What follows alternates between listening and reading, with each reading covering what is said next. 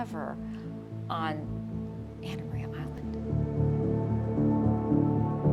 It terrifies me. There wasn't anybody that could help her. And now she's gone.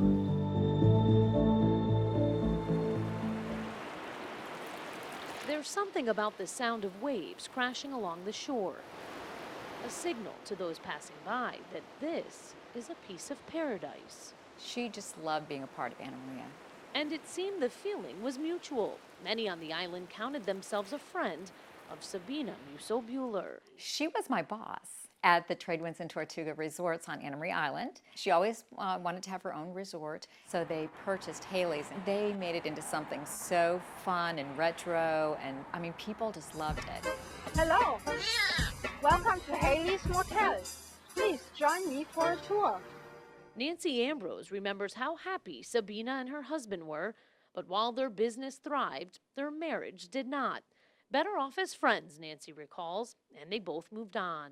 And she was feeling good about herself, and you know, everything was kind of coming together. And then here he comes. You know, I think he said all the right things. A younger man named William Cumber, fresh out of prison for an arson conviction. But, says Nancy, Sabina was enamored. I think she was in love with him. It was exciting. That's the couple at a rally for Barack Obama in 2008.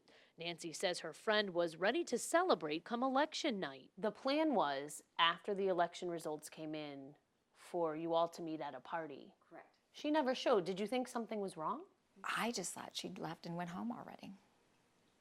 You know, I didn't think anything had happened. Until 2 days later, when Sabina didn't show up for work either. She would not do that. No. Mm-mm.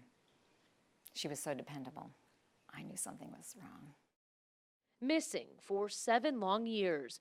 Early on, investigators questioned this man, Robert Corona, found driving Sabina's car 2 days after she disappeared.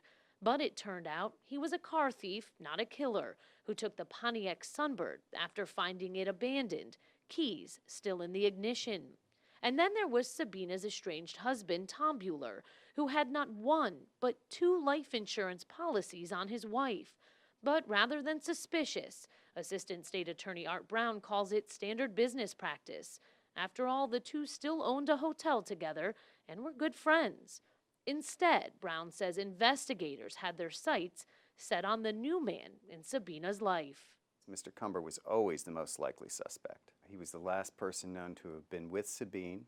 They had argued. You also had her blood being found on the couch. You had his blood on the floor of that same apartment. Enough evidence to finally, years later, make an arrest. Why it took so long? We couldn't get an answer. The Manatee Sheriff's Office refused to comment.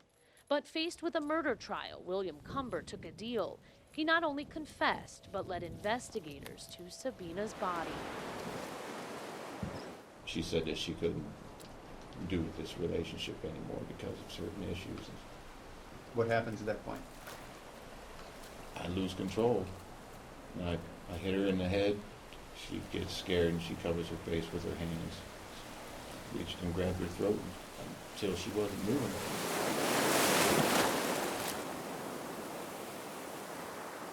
She did not deserve anything that she got.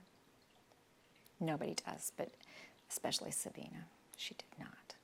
Buried just a block from her motel, right here under a beach pavilion the couple was known to visit together. I just can't even wrap my head around it. I can't fathom that he took her there. A clear view of the water, its waves sounding against the shore